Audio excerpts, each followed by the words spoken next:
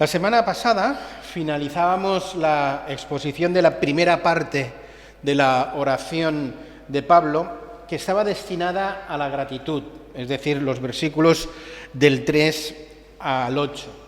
Antes de empezar a considerar la parte de la oración que se concreta en la petición, que abarca del 9 al 14, dejadme reflexionar con vosotros sobre la importancia que tiene en esta sección de acción de gracias el verbo y el concepto oír. En este corto pasaje, el verbo oír, el concepto oír, aparece en el versículo 4, al oír de vuestra fe, en el versículo 5, la cual oísteis antes en la palabra de verdad, en el versículo 6, cuando dice, así que a todo el mundo ha llegado y habéis oído la gracia de Dios, y indirectamente en el versículo 7, cuando dice lo habéis aprendido, de Epafras, si lo habéis aprendido es que lo habéis oído, ¿no? Digo indirectamente. Hay un pasaje también muy precioso en Romanos, del mismo autor, Pablo, en el capítulo 10, en el que él también enfatiza la relevancia del oír. Me gustaría ir a ese pasaje en este momento. Es Romanos 10, del 13 al 15, que dice así: aquel que invocare el nombre del Señor será salvo. ¿Cómo pues invocarán aquel en el cual no han creído? ¿Y cómo creerán en aquel que no han oído? ¿Y cómo irán sin haber quien les predique? ¿Y cómo predicarán si no fueran enviados? Como está escrito, cuán hermosos son los pies de los que anuncian la paz, de los que anuncian las buenas nuevas de salvación. Según Pablo, para poderse salvar es imprescindible invocar el nombre del Señor Jesús. Esto es imprescindible depositar fe en la persona y en la obra de Jesús. Pero Pablo se pregunta, ¿cómo podrán invocar a aquel en quien no han creído? Y sigue con su interloquio y dice, ¿pero cómo creerán si no han oído? Y prosigue, ¿y cómo irán si no les predicamos? Y finaliza su lista de preguntas con un ¿y cómo predicarán si no fueran enviados? Según la secuencia de Pablo, todo arranca al final, en el ser enviados. La cuestión es, ¿hemos sido nosotros enviados? Sí, la respuesta es clara, sí, que hemos sido enviados por el Señor Jesús. La Gran Comisión, tenemos muchos textos que tenemos esa invitación, o esa, más que invitación, mandamiento, ordenanza del Señor de ir. Por tanto, cada uno de nosotros somos responsables de que la cadena de que Pablo dice aquí siga. Por cuanto hemos sido enviados, tenemos un mensaje que predicar, un mensaje que tiene que ser oído, pero no va a poder ser oído sin antes no es predicado. Y una vez predicado, la responsabilidad ya cae en el que oye. Se puede creer y entonces invocar el nombre del Señor Jesús y salvarse, o se puede rechazar y perderse. Nuestra responsabilidad es la de predicar para que oigan. Lo de los que oyen, su responsabilidad es la de aceptar o rechazar el mensaje. Pablo en este pasaje está agradecido por Epafras, porque fue fiel tanto al envío del Señor Jesús como al del mismo Pablo, que lo envió a la región de Lico para predicar el Evangelio. Pablo está agradecido porque los colosenses, una vez que oyeron el mensaje, lo recibieron. Y Pablo está a su vez agradecido porque los colosenses se están responsabilizando de que el Evangelio sea oído, esto es, proclamado en todo el mundo. Ya dijimos que era, en este caso, en el entorno más cercano. ¿Cómo irán si no hay nadie que les predique? Creo que la aplicación es obvia para cada uno de nosotros. Hemos de preguntarnos y cuestionarnos, ¿estamos nosotros predicando el Evangelio a aquellos que están a nuestro alrededor? ¿Aquellos que están en nuestro radio de influencia? Ya sea porque son nuestros familiares, porque son nuestros amigos, porque son nuestros vecinos, porque son nuestros compañeros de trabajo. Estamos dando diferentes oportunidades a aquellos que están, como digo, en nuestro radio de influencia para que acepten o rechacen la verdad del Evangelio. ¿Lo estamos proclamando? ¿Lo estamos encarnando? Nuestra responsabilidad llega hasta allí. Si ellos después no oyen, entendedme, es su problema, ¿no? Pero el nuestro es que no debemos o no deberíamos dejar de escapar ninguna oportunidad, ninguna ocasión que se nos presente para predicar, ya bien sea de voz audible o con nuestras actitudes, con nuestro estilo de vida, la verdad del Evangelio, para que aquellos que están en nuestro entorno, en nuestro radio de influencia, pues tengan la oportunidad de oír o de ver encarnada la verdad del Evangelio. Bien, dicha esa reflexión y esa aplicación, vayamos ahora, después de ver la oración de gratitud, a la parte de petición. Y pediría que alguien, por favor, pues lea en Colosenses capítulo 1, versículos del 9 al 14.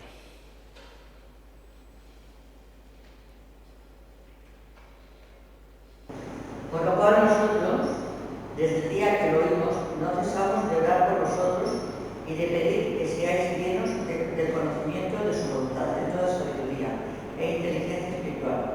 Así podéis andar como es digno del Señor, agradándolo en todo, llevando fruto en toda buena obra y creciendo en el conocimiento de Dios.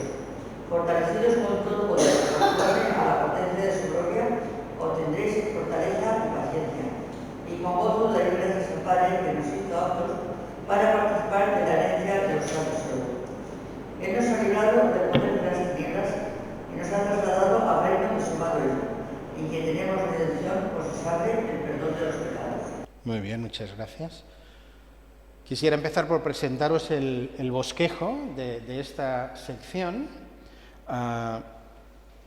Sería mi punto 3 del bosquejo, la intercesión de Pablo por los colosenses, que tiene dos puntos principales. El primero es la constancia en la oración, que abarca la primera parte del versículo 9, y después el contenido de la oración, que ya abarca desde el 9 hasta 12 y con los motivos hasta el 14.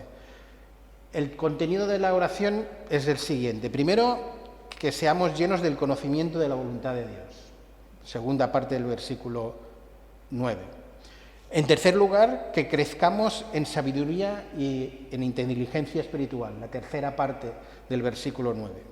Ya pasando al versículo 10, quiere Pablo que crezcamos y que agrademos a Dios con nuestro estilo de vida, que crezcamos en el conocimiento de Dios, que seamos fortalecidos en el poder de Dios, versículo ya 11, y finalmente que seamos agradecidos a Dios, versículo 12. Del 12 hasta el 14 se nos dan una serie de motivos por los cuales ser agradecidos, es decir, emanan del versículo 12. Y hemos de estar agradecidos por varios motivos.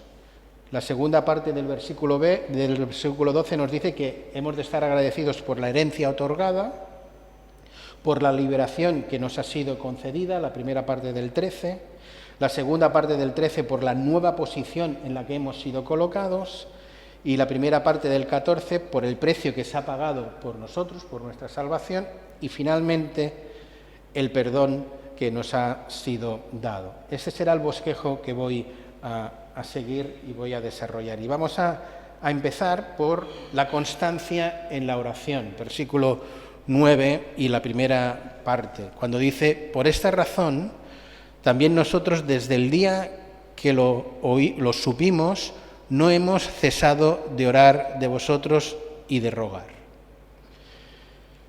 La oración de intercesión de Pablo empieza con un significativo por lo cual o por tanto, que indican que es la gratitud que siente Pablo lo que les lleva a interceder y a pedir una serie de cuestiones muy concretas.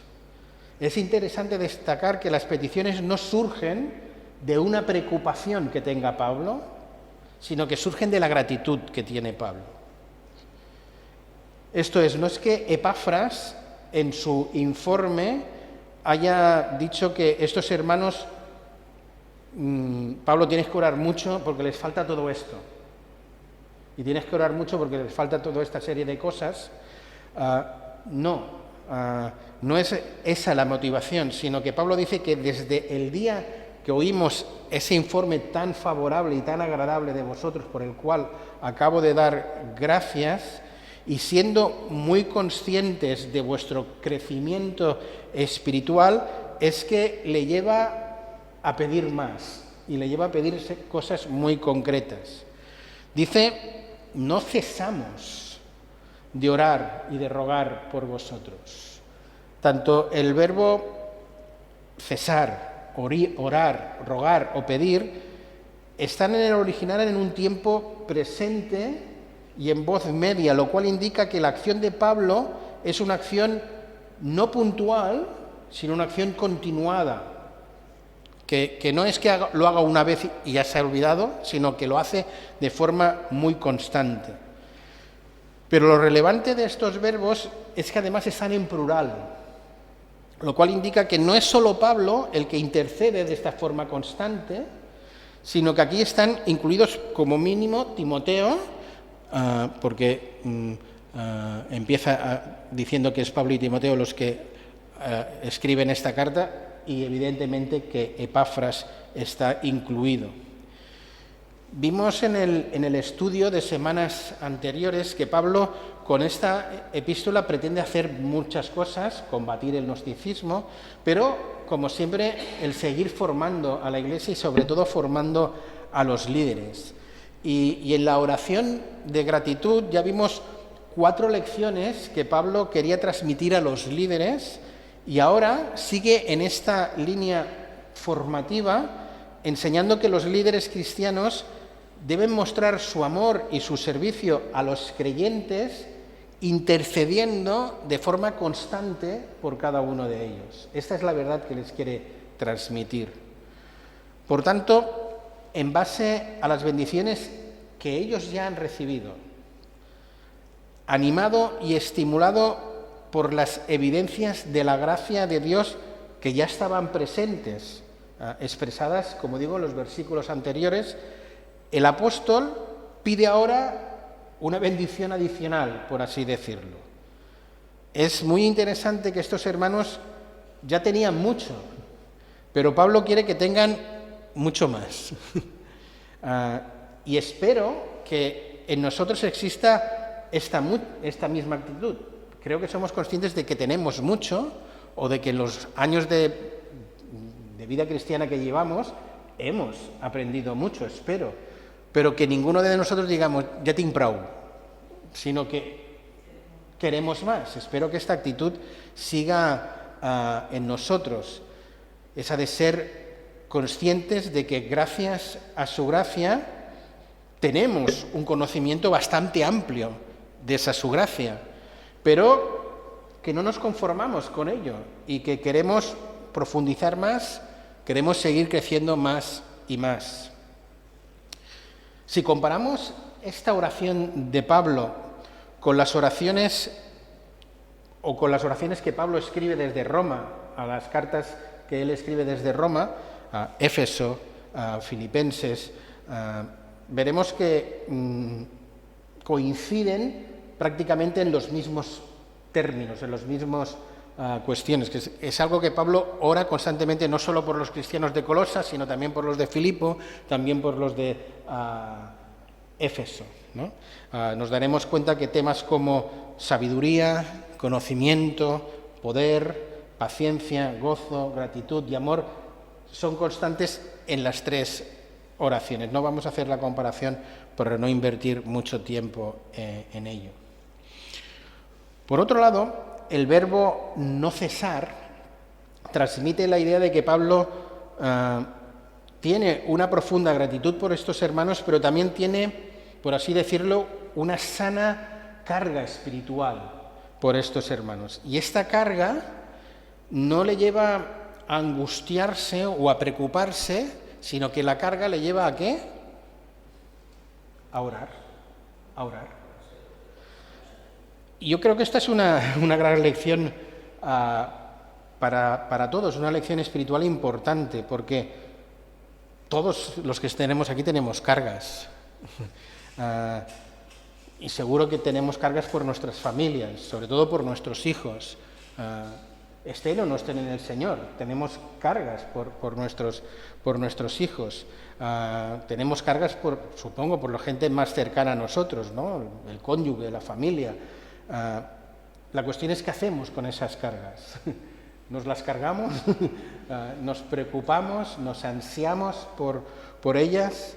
La verdad que aquí Pablo nos está transmitiendo es que hemos de saber pedir por cuestiones concretas de esas cargas y descargar en el Señor. Es decir, hay cosas que por más que nosotros querramos de nuestros hijos o de nuestra familia, no está en nuestras manos, no lo está, y está en las manos de Dios. Lo que hemos de aprender es a pedirle de forma quizá más concreta, y ahora nos pide cosas, veréis que es muy concreto lo que Pablo pide, no oraciones genéricas, ¿no?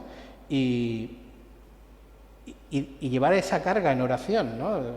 Dice, por nada estad afanosos, ¿no? Sino sean conocidas vuestras peticiones con acción de gracias. Es decir, que es algo que Pablo una y otra vez enseña, y lo enseña porque creo que lo ha aprendido en su vida, ¿no?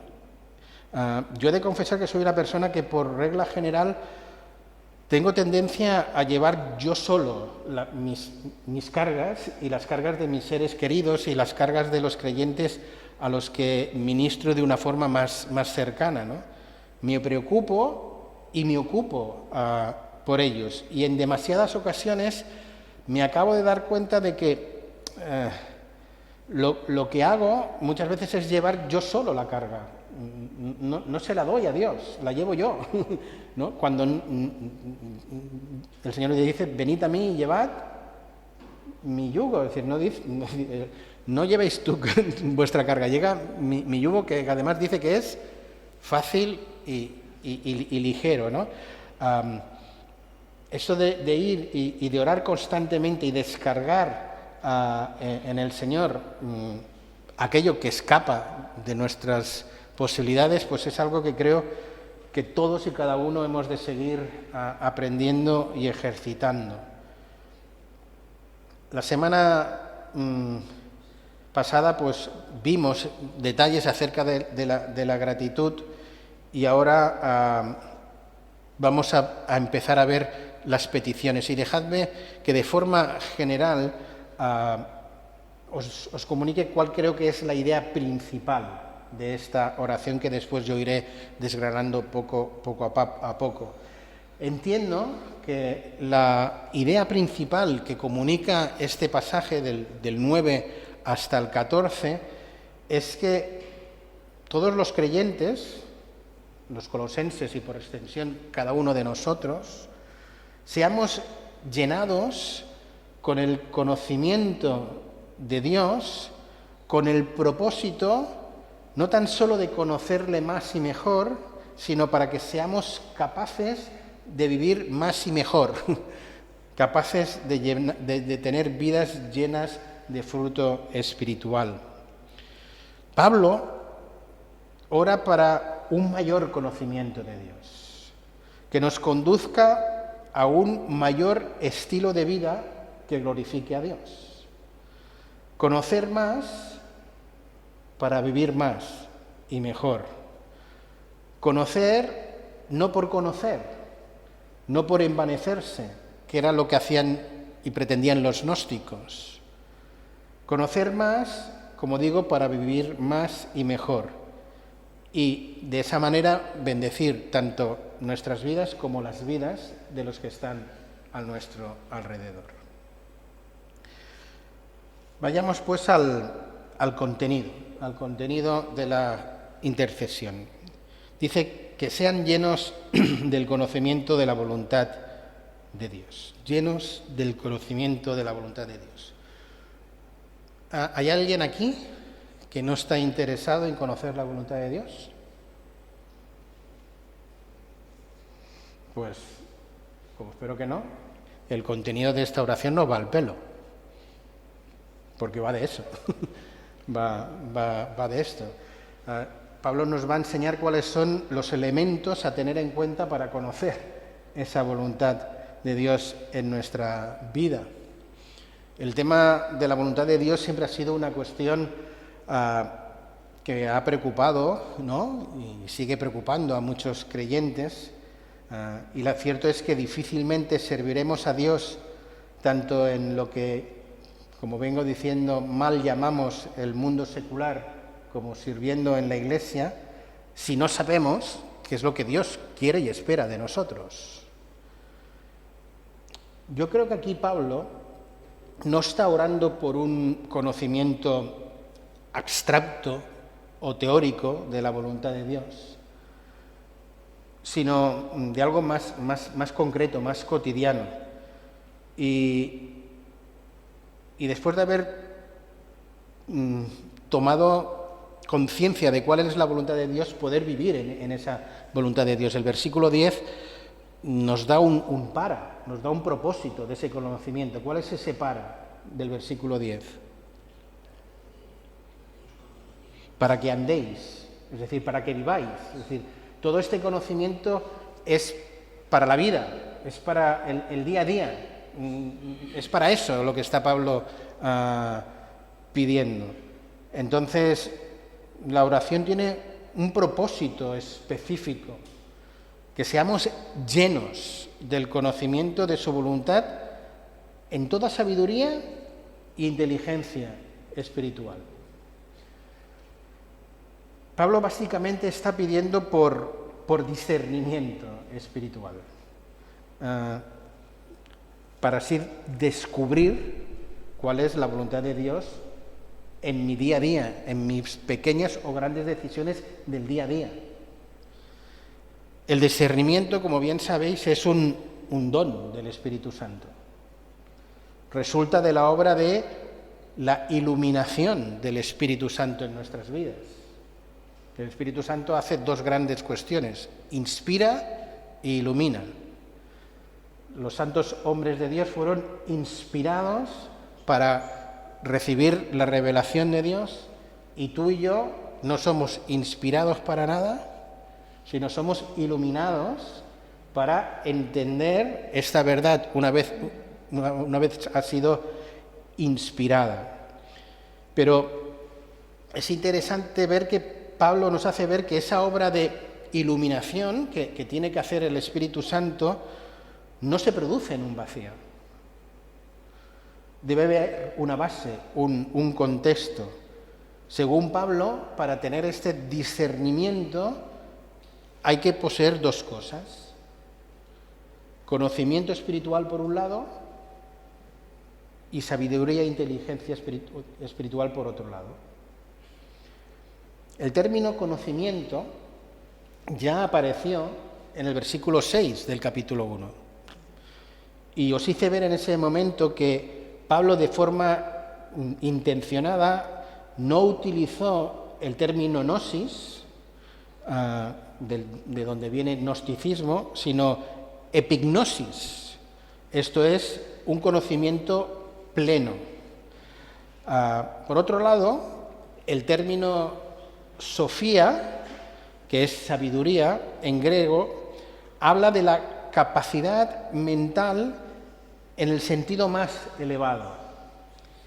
Y la palabra inteligencia en el griego, sinesis, tiene que ver con la comprensión espiritual y puede también traducirse como discernimiento espiritual. En resumen, Pablo está pidiendo que los creyentes en Colosa obtengan 3 bendiciones espirituales: conocer la voluntad de Dios, tener sabiduría espiritual y tener inteligencia o discernimiento espiritual. ¿Amén? Preguntas, cuestiones hasta aquí. Es el crecimiento cristiano, es la progresión del creyente. Aceptamos a Cristo, pero no podemos quedar engañados. Hay que seguir cada día hasta llegar a la perfección que Dios quiere. La buscamos en el cielo. Es luchar constantemente. Lo que me llama la atención es precisamente el ser lleno del conocimiento de su voluntad. Por una razón muy sencilla. A veces nos preguntamos cuál es la voluntad del Señor. Eso nos lo preguntamos muchas veces. Lo que quiere decir que tenemos poco conocimiento de la voluntad del Señor. ¿Y cómo vamos a desarrollar eso? Sí. Quería ampliar este concepto de la llenura en la semana que viene, pero bueno, vamos a anticiparlo un poco. Es destacable el tema llenos, ¿no? Es decir, normalmente cuando hablamos de llenos lo relacionamos con la llenura del Espíritu Santo. Aquí la llenura no es tanto del Espíritu Santo, sino del conocimiento de Dios para hallar la voluntad de Dios, del tema del conocimiento, que es conocer a Dios, como dirá, por ejemplo, Pablo en el versículo 2.2, dice, para que sean alentados sus corazones y unidos en amor, alcancen todas las riquezas que producen una plena seguridad de comprensión, ¿no? Y que, resultando en un verdadero conocimiento del misterio de Dios, es decir, Cristo, ¿no? De esto es de lo que está hablando. Llenos del conocimiento, llenos del Espíritu. Efesios 5:18 es ese famoso sed llenos del Espíritu Santo. Alguien lleno del Espíritu Santo no es una persona que tenga más Espíritu Santo que otro. El tema de la llenura no está relacionado en tener más o menos porción del Espíritu. ¿Estamos de acuerdo? Bien. La llenura tiene que ver con control. El texto dice, no sed llenos del Espíritu Santo, no os embriaguéis con vino, es decir, alguien que está embriagado de vino, el que le controla, ¿quién es? El vino, el alcohol, el espíritu de la uva, ¿no? Y Pablo dice, no, que no os controle el alcohol, sino que os controle ¿quién? El Espíritu Santo. Entonces, la llenura tiene que ver con control. El conocimiento de Dios tiene que ver con control. No tanto con saber cosas, porque, queridos, cosas de Dios ya sabemos, y bastantes. ¿Sí o sí? Sí. Sobre todo los que estamos aquí, los neófitos no, pero los que estamos aquí tenemos varios años acumulados en la fe y deberíamos tener conocimiento de Dios. Y el conocimiento de Dios es el temor a Dios, el temor reverente. Entonces, la cuestión es, ¿lo que yo conozco de Dios me llena, me controla mi forma de pensar, mi forma de sentir, mi forma de actuar? Pablo está pidiendo que crezcamos en ese conocimiento, pero que el conocimiento que ya tenemos sea capaz de controlar mi forma de pensar, mi forma de actuar y mi forma de vivir, porque tú y yo por la gracia de Dios en los versículos anteriores ya estamos. Tenemos mucho de lo que Pablo está agradeciendo, igual que los colosenses, quizá más, porque llevamos muchos más años que la inmensa mayoría de los creyentes por los que estaba él escribiendo y orando. Entonces, esa llenura tiene que ver con control. Y ese control tiene que ver con eso. ¿Qué hago yo con el conocimiento de Dios que tengo? Y es cierto que todos estamos en un progreso y no todos estamos en el mismo lugar, ¿no? Pero según el proceso que yo tengo y el conocimiento que yo tengo, la pregunta es si estoy viviendo conforme al conocimiento de Dios que tengo. Que los que estamos aquí poco no debería ser, sino ya bastante. Pero un neófito sería lo mismo, que muchos de los colosenses podríamos decir que neófitos no, pero tampoco es que tuvieran tanto tiempo en el Señor. Entonces, la cuestión es, en lo que ya habéis crecido, el conocimiento de Dios que tenéis os tiene que servir para vivir para tomar decisiones conforme a su voluntad, para tener sentimientos conforme a su voluntad, para llevar a cabo acciones conforme a su voluntad. Eso es lo que Pablo está pidiendo en esta oración. Si no tenéis más preguntas, lo voy a dejar aquí. Sí, Carmen. ¿Qué es tener sabiduría espiritual? Aquí es un error. El amanuense se equivocó. El amanuense se equivocó y es espiritual. Sí, no es en espiral, no. Es sabiduría espiritual. No. Habla de la perseverancia. O sea, para poder conocer al Señor hay que perseverar en indagar en la palabra, en nuestro contacto con Él y por en práctica en la perseverancia. Sí. La semana que viene profundizaré sobre cada uno de estos términos con un poco más de desarrollo, pero hoy creo que ya lo dejamos aquí para poder orar, si no es que no tenéis más preguntas.